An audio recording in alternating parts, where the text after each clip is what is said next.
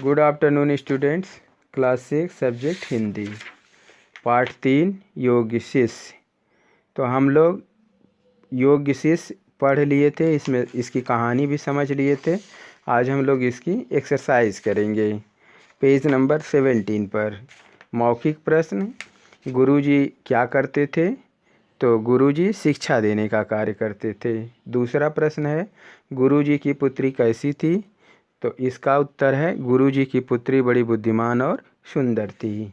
लिखित प्रश्न, सही विकल्प पर सही का निशान लगाइए। पहला है, गुरुजी ने अपनी पुत्री के विवाह के आवश्यक सामान को शिष्यों से किस प्रकार लाने को कहा? तो इसमें से ब सही है, चुरा कर लाने को कहा। दूसरा प्रश्न है, गुरुजी अपनी पुत्री का विवाह कैसे शिष्य से करना चाहते थे? तो इसका अ सही है, सबसे बुद्धिमान। तीसरा प्रश्न, गुरुजी के जिस शिष्य ने चोरी नहीं की उसका नाम क्या था? तो इसका भी अ सही है, पद्म सिंह। ख, सही शब्द चुनकर रिक्त स्थान भरिए। सभी शिष्यों ने गुरुजी को विवाह की आवश्यक वस्तुएं देने की बात कही। तो पहले में क्या भरेंगे? विवाह। दूसरा प्रश्न है, सभी शिष्य अलग अलग स्थानों पर चले गए। दूसरे में क्या भरेंगे? स्थानों। तीसरा, गुरुजी ने अपने शिष्यों को की परीक्षा और संपत्ति में से क्या भरेंगे? परीक्षा लेनी चाहिए। तो तीसरे में भरेंगे परीक्षा। गुरुजी ने अपने शिष्यों की परीक्षा लेनी चाहिए। चौथा प्रश्न है, धीरे धीरे गुरुजी की बेटी युवा हो गई। इसमें क्या भरेंगे? युवा। पांचवा प्रश्न है, हम अपनी आत्मा से चोरी नहीं छिपा सकते। तो पांचवें में भरेंगे आत्मा। सही कथन के सामने सही तथा गलत कथन के सामने क्रॉस का निशान लगाइए। तो पहला है, गुरुजी के पास बहुत अधिक वस्त्र आभूषण थे। यह गलत है। दूसरा, गुरुजी के सभी शिष्य कुछ न कुछ वस्तुएं चुरा कर लाए। नहीं, यह भी गलत है, क्योंकि पद्म सिंह नहीं चुरा कर लाया था। तीसरा, गुरुजी अपने समय के सबसे विद्वान व्यक्ति थे। ये बात सही है, तो सही का निशान लगाएंगे। 4, गुरुजी अपनी पुत्री का विवाह सुशील व बुद्धिमान युवक से करना चाहते थे। यह भी सही है। 5वां, गुरुजी ने अपनी पुत्री का विवाह पद्म सिंह के साथ कर दिया। यह सही है। अब निम्नलिखित प्रश्नों के उत्तर दीजिए। इस कहानी से आपको क्या शिक्षा मिलती है? तो इस कहानी से हमें यह शिक्षा मिलती है कि हमें कभी भी कोई गलत कार्य नहीं करना चाहिए, चाहे वह गलत कार्य करने के लिए हमसे हमारे माता पिता या गुरु आदि कोई भी कहें। तो पहले प्रश्न का उत्तर आप लिख लेंगे। इस कहानी, एक बार फिर से, इस कहानी से आपको क्या शिक्षा मिलती है? तो इसका उत्तर होगा, इस कहानी से हमें यह शिक्षा मिलती है कि हमें कभी भी कोई गलत कार्य नहीं करना चाहिए, पूर्ण विराम, चाहे वह गलत कार्य करने के लिए हमसे हमारे माता पिता या गुरु आदि कोई भी कहें, पूर्ण विराम। दूसरा प्रश्न है, गुरुजी पुत्री के विवाह के ऋण से जल्द क्यों मुक्त होना चाहते थे? तो दूसरे प्रश्न का उत्तर है, गुरुजी की पुत्री युवा हो गई थी, इसीलिए गुरुजी पुत्री के विवाह के ऋण से जल्द मुक्त होना चाहते थे, पूर्ण विराम। तीसरा प्रश्न है, गुरुजी अपने शिष्यों की परीक्षा क्यों लेना चाहते थे?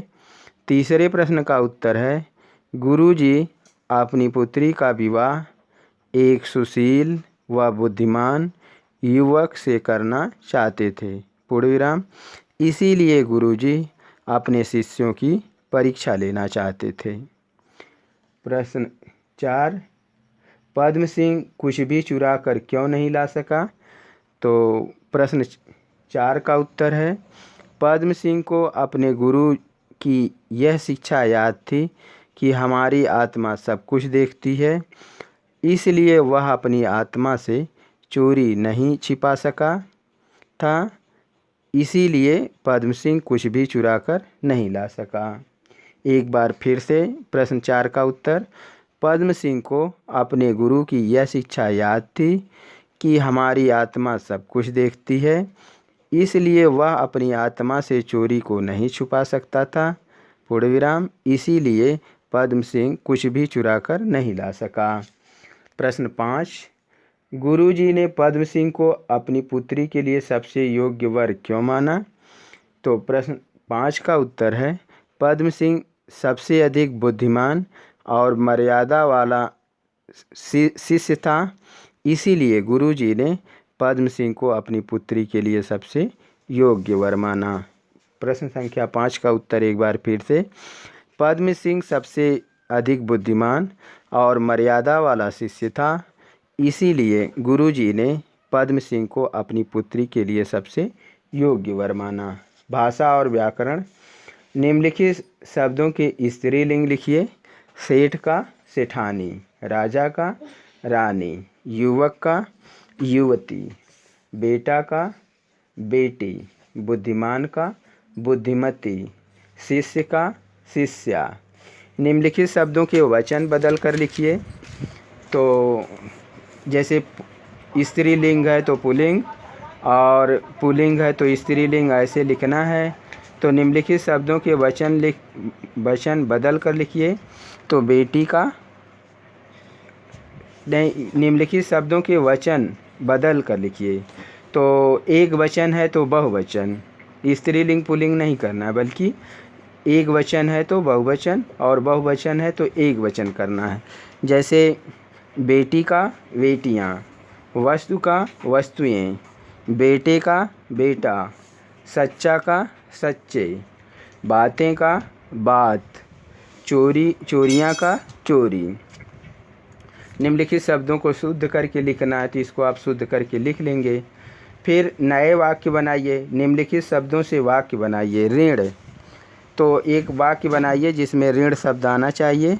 हमारे ऊपर माता पिता का ऋण है। दूसरा शिष्य, तो ऐसा वाक्य बनाइए जिसमें शिष्य आना चाहिए। तो बुद्धिमान शिष्य की गुरु प्रशंसा करते हैं। तीसरा विद्वान, पढ़ लिख कर ही लोग विद्वान बनते हैं। चौथा आश्रम, बहुत समय पहले आश्रम में पढ़ाई होती थी। विवाह, पांचवा है विवाह का वाक्य बनाना है। एक वाक्य बनाइए जिसमें विवाह शब्द आता हो। तो पहले समय में विवाह धन नहीं योग्यता देखकर होता था। पहले समय में विवाह धन देखकर नहीं बल्कि योग्यता देखकर होता था। अनुभव विस्तार। प्रस्तुत कहानी से हमें क्या शिक्षा मिलती है? अपने शब्दों में लिखिए। तो प्रस्तुत कहानी से हमें यह शिक्षा मिलती है कि हमें कभी भी कोई गलत कार्य नहीं करना चाहिए, चाहे वह गलत कार्य करने के लिए हमसे हमारे माता पिता या गुरु कोई भी कहें, हमें गलत कार्य नहीं करना चाहिए।